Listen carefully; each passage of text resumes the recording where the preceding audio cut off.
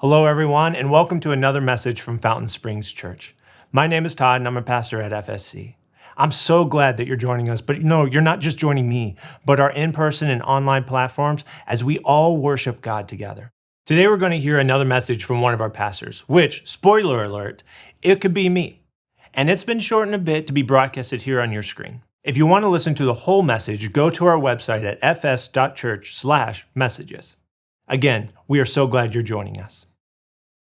This is the country of Israel, top to bottom here, but it's going to get divided into a northern kingdom, the kingdom of Israel, 10 tribes up there, and a southern kingdom, the kingdom of Judah, with 2 tribes. And the southern kingdom, of course, holds Jerusalem. Still, as good as David or Solomon were, the Bible tells us of one king who was better. 2 Kings 18, verse 5. Hezekiah trusted in the Lord, the God of Israel. There was no one like him among all the kings of Judah, either before him or after him. There was no one like Hezekiah, no one on his level. And not only was he one of the greatest Jewish kings of all time, he may be the most important king for us to study, given the sort of current cultural, situation we all find ourselves in right now, because Hezekiah is going to teach us. He's going to teach us how to follow God even when those before you did not. He's going to teach us how to respond when you're surrounded on all sides by enemies. And then he's going to teach us how to live every day of our lives, even to the end, for the sake of telling others about God. So I want to tell you today the story of King Hezekiah, and I want to do it in 4 parts. Part number 1, the history. I want to tell you how Hezekiah came to be. As I mentioned, back to that map, the kingdoms have been divided. There's a northern kingdom, Israel, and a southern kingdom, Judah. Hezekiah will be the king of Judah, the southern kingdom. His great-grandfather was King Uzziah. Maybe if you've, one of the more popular chapters in the Bible is Isaiah chapter 6, where Isaiah has this sort of, here am I, send me, but he sees this vision of cherubim and angels, but Isaiah 6, that prophecy begins within the year of King Uzziah's reign. And for the most part, Uzziah started out as a pretty good king. He did a lot of great things, but then he got a little prideful and a little overconfident. And he thought that he was able to do maybe whatever he wanted to do. In fact, what he did was he went into the temple and he began to light incense on his own to offer prayers up to heaven. But this is strictly a priestly duty. So the priests confront Uzziah over lighting incense, and he becomes enraged. He becomes incensed, in a sense, I said this morning. He becomes enraged. And God strikes him with leprosy.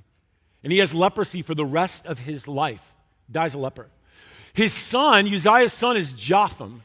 Jotham takes over, and he's a pretty good king in a sense as well. But he never enters the temple to worship the Lord. We don't know much about his worship of God. Now, maybe it's because his dad got leprosy the last time he went to the temple. But Jotham doesn't go into the temple. Jotham's son was Ahaz. And Ahaz is perhaps the most wicked king Judah ever has. Maybe the most wicked king in either kingdom. Ahaz brings Israel, Judah, very, very low. He sacrifices at least one of his sons in the fires of the temple to the god Molech, a Canaanite god. He is pretty incompetent in battle. He openly worships Baal and Asherah. He's incompetent in battle. We're told that on one day, in one battle, the king of Aram and the king of the north Israel attack Ahaz, and 120,000 men die. 200,000 are carried off into captivity in one day for a nation that small. That's a pretty colossal military failure. But what Ahaz does in response is he doesn't turn to God suddenly and offer prayers. He forms an alliance with the king of Assyria. Now, at this time, Assyria is easily the most powerful and the most wicked empire in the world. And Ahaz forms an alliance with him. He says, I'll pay you this amount of gold and silver if you will defeat the king of Aram and the king of Israel. So the king of Assyria is a man named Tiglath-Pileser, and he says, that sounds like a pretty good deal. And he meets the armies of Aram and Israel in Damascus, defeats them, and Ahaz goes to Damascus to sort of celebrate with Tiglath-Pileser, takes him a bunch of gold and silver to pay as a tribute. And while he's there, he actually goes into a pagan temple and he sees the altar of worship there. And he comes back to Jerusalem and decides he likes the temple altar in this pagan temple so much that he cuts up all of the furniture. God designed furniture, mind you, in the temple in Jerusalem. He strips it out, burns it, and he builds a replica of this pagan temple in the temple in Jerusalem. He has no loyalty to the God of Israel at all. And now he's entered Judah in this tributary relationship with the superpower. Now, every year they have to pay gold and silver for protection. I think that's how mobs work or something like that, right? I'm not a big Sopranos fan, but I think it's something like that. This is the story of Ahaz. Each year, Judah must pay the king of Assyria a tribute. So we find that story in 2 Kings 16. And then in 2 Kings 17, the king of Assyria decides he wants to conquer more lands. And he turns his attention to that northern kingdom. He attacks the north, the 10 tribes of the north, King Hoshea, and defeats them. And we're told that a couple 100,000 of them are carried off into exile. This is the Assyrian exile in Jewish history. They're carried off into exile. And from that day, the northern kingdom ceases to exist. Up until, like the late 40s when Israel became a nation again, it just ceases to exist. It's gone. And in 2 Kings 18, the king of Assyria is going to turn his attention on the southern kingdom, Judah. But by the time we get to 2 Kings 18, as I read, Judah has a new king. His name is Hezekiah. So the first thing I want to talk to you about was the history. Now I want to talk to you about the cleansing. Part 2, the cleansing. Chapter 18, verses 2 through 4. He, Hezekiah, was 25 years old when he became king, and he reigned in Jerusalem 29 years. His mother's name was Abijah, daughter of Zechariah. He, Hezekiah, did what was right in the eyes of the Lord, just as his father David, father in an ancestral sense, not his father, just as his father David had done. He removed the high places, smashed the sacred stones, and cut down the Asherah poles. Remember that word, Asherah poles. He broke into pieces the bronze snake that Moses had made. For up to that time, the Israelites had been burning incense to it. So the first thing Hezekiah does, 25 years old, new to the throne, the first thing he does when he walks into the temple is he begins to cleanse it of anything that is there to worship another god. He destroys the high places on the hilltops. He destroys the Asherah poles. He destroys idols. He cleanses the temple and he tells the people, consecrate yourselves to the Lord. The reason these bad things are happening is because we're disobedient. We've walked away from God. Come back to the Lord. This is his first order of business. He even goes further than other righteous kings and he removes relics of Moses. Remember the story of this bronze serpent that's lifted up in the middle of a plague, and anyone who looks at it will be saved. It's a story to remind us of the deliverance of God. But the people had begun to worship the snake and not the God who saved them through it. He says, nope, that's got to go too. He begins to cleanse the nation, scrubbing it clean. We know his dad worshiped Baal and Asherah. Let me tell you a little bit about that relationship. It may be helpful to hear this. Baal is pictured as the god of storms, the god of rain, the god of lightning. If you remember that scene in 1 Kings 18, Elijah is on top of Mount Carmel. It's him and 850 prophets of Baal and Asherah. Remember, they got these, they're in the middle of a drought. They've got these sacrifices on platforms, and they're calling from fire for heaven, right? Elijah says, whose ever God sends fire from heaven, he is the one true God. Well, that's literally Baal's game. He's the god of lightning. That's what he does. He sends fire from heaven. Anyway, so Baal is the god of storms and rain and lightning. Asherah is a fertility goddess. And the belief in the ancient world was when Asherah and Baal come together in that sort of when a man loves a woman kind of way, when they come together as deities, they fertilize the earth. The rains fall, the crops grow. And this is important in the ancient world. It's an agricultural understanding because if the crops don't grow, the people don't have food, and if they don't have food, their children starve. So you see the Israelites often coming back to this worship of Baal and Asherah. It was a central part of day-to-day life, the worship of Baal and Asherah for the harvest. But Hezekiah comes in and he cuts out major cultural influences in Judah. Influences that the people didn't think were a problem. Certainly this sort of scrubbing would have angered people. It made me think if Hezekiah were alive today, or maybe just giving advice to the church today, I wonder which high places and idols in our culture, symbols, voices, sectors, that he would want to maybe tear down or advise us to tear down because they're working in opposition to the way of God.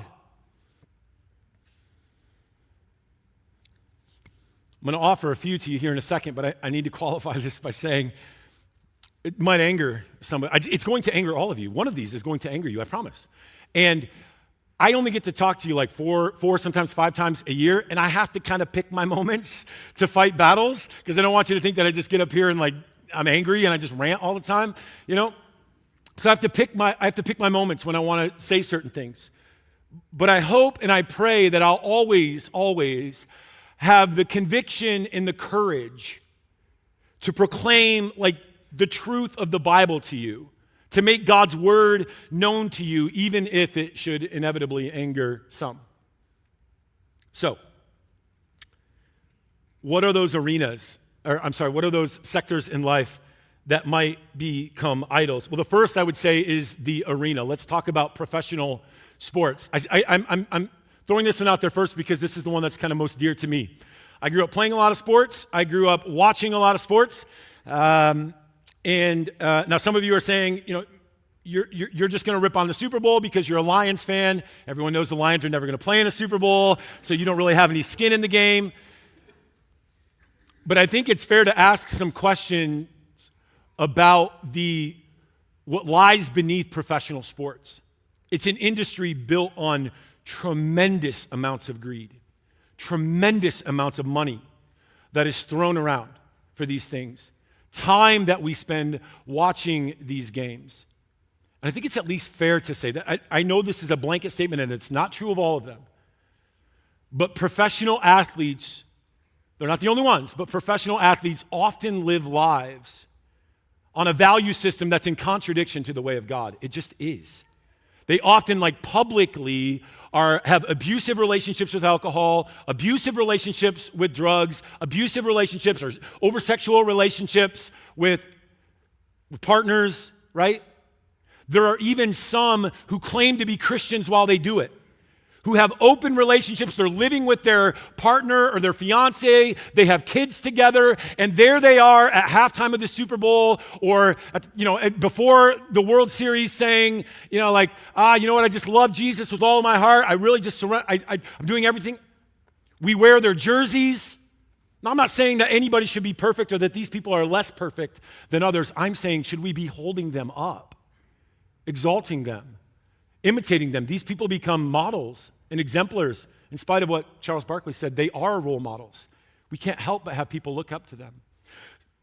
Moving on. The arena, let's talk about the academy. Let's talk about educational institutions. Never mind the fact that most of them were started by men and women who wanted to teach others, give others an education out of their deep love for Jesus. But now we've reached the time when educational institutions, and even some public schools for that matter, are not only absent of the teachings of the Bible, they're actively and hostilely teaching against the value system of the Bible.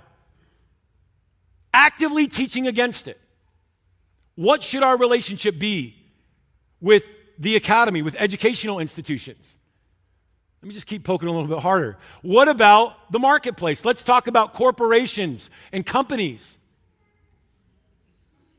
If Hezekiah thought it was necessary to cleanse the temple of the relic of Moses that pointed to the salvation of God, what would he think about companies like the two that you see here that have taken on a moral agenda to redefine the biblical view of gender and sexuality? Or let me ask it this way. What would a company have to do to lose your business? What would they have to stand for, give their money for, promote in their stores, speak out publicly for? What would they have to do for you to not go there? Is there anything? Is there a line? The abolitionists, the people who ended slavery, they used to talk about the double duty dollar.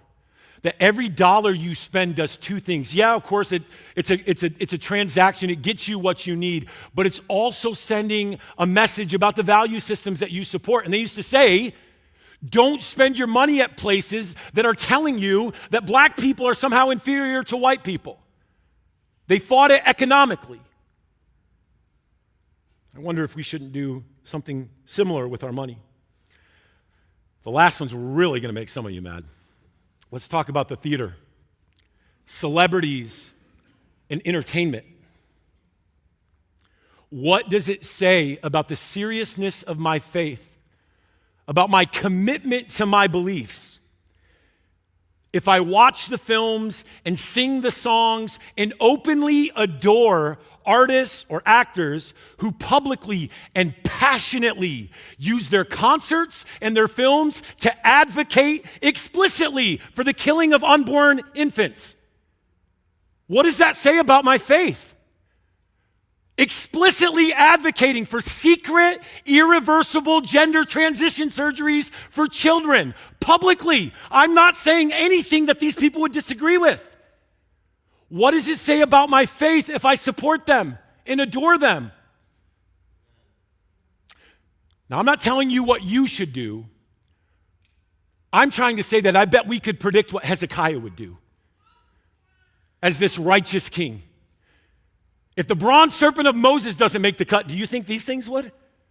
My Detroit Lions? What would it look like for us to cleanse ourselves? Or maybe we ask it this way: how should we handle influential voices that work in direct opposition to the way of God? It wouldn't have been easy for Hezekiah. Certainly, he got a bunch of anonymous letters, maybe like the ones I'm going to get, from people who were explaining how their affection for Asherah was just practical. It doesn't conflict with their faith in God. Strong leadership is not easy. What's that Shakespeare line? Uneasy lies the head that wears the crown. It's hard. You have to stand. Verses 6 and 7 of chapter 18. But he, Hezekiah, held fast to the Lord and did not stop following him. He kept the commands the Lord had given Moses, and the Lord was with him. He was successful in whatever he undertook. He rebelled against the king of Assyria and did not serve him. Not only does he cleanse the land from within, but he severs these unhealthy relationships with foreign powers. And if you think it was hard to stand for God to the people of Judah, what do you think the king of Assyria is going to do when Hezekiah, this 25-year-old king, says, I'm not sending any more gold and silver? Pretty predictable. Friends, perhaps there was a time in our lives when we didn't have to be so careful about the influences in our lives and in the lives of our children. But I'm sad to say, I think those days are gone. Part 1, the history. Part 2, the cleansing. Part 3, the preparation. Hezekiah displays high-level situational awareness. He understood what was happening around him, and he understood who he was up against. He knew Israel had fallen in a matter of days to Sennacherib, the king of Assyria. He knew that the northern kingdom was gone in no time. He also knew of the brutality of the Assyrian army. Legendary wickedness. 2 Kings chapter 18, starting in verse 13. In the 14th year of King Hezekiah's reign, Sennacherib, king of Assyria, attacked all the fortified cities of Judah. All the fortified cities of Judah. Attacked them all and captured them. So Hezekiah, king of Judah, sent this message to the king of Assyria at Lachish: I have done wrong. Withdraw from me, and I will pay you whatever you demand of me. Let's come back to this map for a minute. All right, here's what's happening. Northern kingdom has just fallen, right, to the king of Assyria. What Sennacherib is going to do is he's going to bring his army down the eastern shore of the Mediterranean Sea, right? And they're going to turn into this city right here, Lachish. It is the only double-gated, double-fortified city in all of southern Judah. And if Lachish falls, the enemy has an unhindered path to Jerusalem. And that's exactly what happens. Sennacherib turns all of his force on Lachish. He calls it his greatest military victory later on. He writes a lot about this. And we know what happens in the Battle of Lachish because he actually hires artists to create like a graphic novel on the walls of his palace in Nineveh. We have pictures of them. Do you want to see some of them? Look, here's one of the first ones. These can be a little hard to understand, so I'm gonna try to help explain at least a little bit of it. But this is a carving, a relief, they call it, of the battle. And what you see right here on the bottom are Assyrian soldiers who are impaling living Jewish soldiers on giant poles. They're sticking them on these poles and letting their bodies slide down to a slow death. This next slide is also there. These are two Assyrian soldiers counting heads. The Assyrians killed so many people, they didn't have room to count bodies. So they'd cut their heads off, collect them, and if they wanted to know how many people they killed, they'd just count the skulls that they had, right? One more, particularly grotesque and painful. This is a relief of Assyrian soldiers flaying, pulling the skin off live Jewish soldiers with these devices, these metal devices. They're skinning them alive.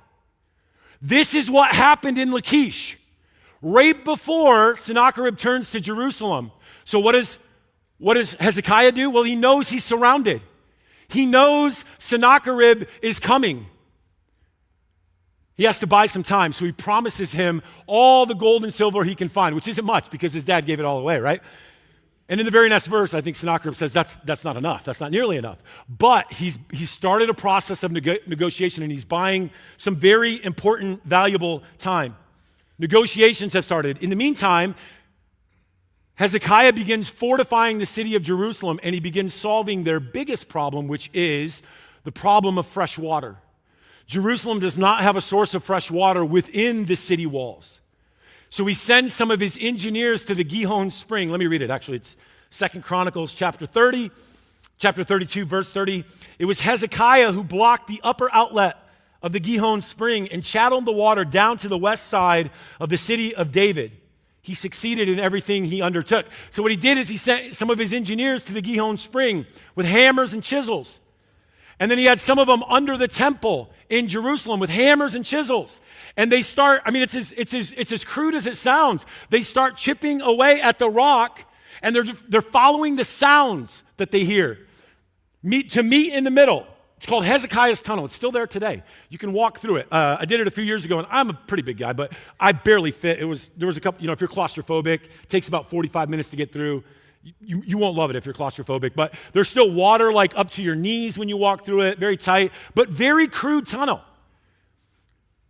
They set out from each end, chiseling, and finally they reach the middle, and Jerusalem has fresh water. Now they can outlast, at least for a while, some of the Assyrians' pressure. Hezekiah recognized that what was happening on the other side of the nation was soon going to be on the other side of the gate. And that's exactly what happened. Sennacherib sends his generals there to start harassing the people, to try to make them afraid. This is chapter 18, verses 32 through 35. Here's what the generals are shouting to the people: choose life and not death. Do not listen to Hezekiah. He is misleading you when he says the Lord will deliver us. Has the God of any nation ever delivered his land from the hand of the king of Assyria? Where are the gods of Hamath and Arpad? Where are the gods of Sepharvaim, Hena, and Eva? Have they rescued Samaria from my land? Who of all the gods of these countries has been able to save his land from me? How then can the Lord deliver Jerusalem from my hand? They're taunting the Jewish people. They're telling them to revolt, right? They're looking for surrender. Hezekiah is justifiably afraid. He's trying to make all the right moves, right? But he can't quite see his way out of this situation. How is he going to survive this? And Sennacherib begins to taunt him. But unlike his father, Ahaz, Hezekiah doesn't send a messenger to Egypt to try to form another alliance. Instead, he goes into the temple of the Lord. He even takes these letters, threatening letters that Sennacherib's been writing him. He takes these letters into the altar with him. And he lays them on the altar and he reads them to God. And he says, God, what are we going to do about this? It's in chapter 19 here, verses 15 and 16. Let me read some of this to you. And Hezekiah prayed to the Lord, Lord, the God of Israel, enthroned between the cherubim, the angels. You alone are God over all the kingdoms of the earth. You have made heaven and earth. Give ear, Lord, and hear. Open your eyes, Lord, and see. Listen to the words that Sennacherib has sent to ridicule the living God. And then verse 19, now, Lord our God, deliver us from his hand so that all the kingdoms of the earth may know that you alone, Lord, are God. Hezekiah takes his petition to the Lord, and the Lord answers his prayer. We're told that an angel of the Lord is sent, and it kills 185,000 Assyrian soldiers in the middle of the night. There is no battle. Sennacherib retreats to Damascus and then back to Nineveh. Judah is saved. See, Hezekiah prepared practically and spiritually for what was coming his way. And in the end, it was the spiritual preparation that made the difference. Not a drop of blood was shed for the people of Judah. But we should not overlook the central focus of Hezekiah's prayer here. He did not pray that he would be saved from death. He did not pray that he would be saved from the Assyrians. Did you see what he prayed? He prayed that the Lord would deliver us from his hand so that all the kingdoms of the earth may know that you alone, Lord, are God. That all of those other pursuits, all of those other sectors and cultures and influential voices, those are not God. There's only one. And may you deliver us so that the world would know that you alone are God. Part 4, the legacy. Let's talk about Hezekiah's legacy immediately after this scene is over. It's the very next chapter in Kings. Isaiah records it in chapter 38. Immediately after this, Hezekiah gets really, really sick. Really sick. Isaiah 38 tells the story, starting with verse 1. And in those days, right after this, Hezekiah became ill and was at the point of death. And the prophet Isaiah, son of Amoz, went to Hezekiah and said, this is what the Lord says, put your house in order because you are going to die. You will not recover. He's just been through a pretty incredible situation, escaped a near certain death, and in the very next chapter of his life, he's told he's going to die, now from a sickness. He's facing certain death again. And what does Hezekiah do? He takes it to the Lord. He goes to the Lord and prays, and he asks God to consider his devotion, to consider his loyalty. God hears his prayer and extends his life 15 years. And Hezekiah writes this song in response. He writes a poem in response to what God has done here in Isaiah chapter 38. I want to read a little bit of it to you.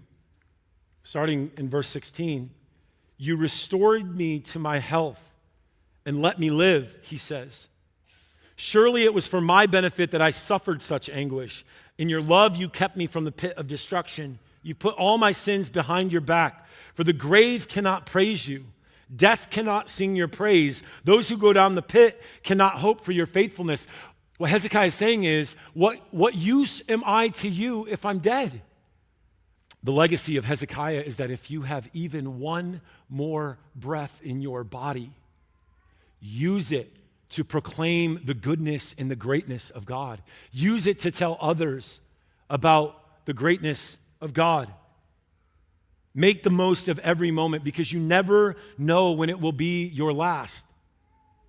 If you have one more day, and tomorrow is not promised to any of us, with every day that you have, use it to announce to the world the story of the God who saves.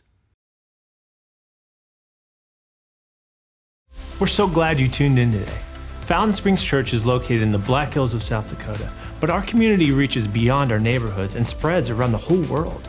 Our website is a great way to give, get involved, and get connected. If you appreciate our ministry and want to be part of our mission to show people who Jesus is, here's what I recommend. Join us financially. When you do that, you're giving other people the opportunity to hear what you just heard. So here's a way to do that. Visit our website at fs.church/give. And thank you so much for being with us today. And let's do our best this week to show people who Jesus is.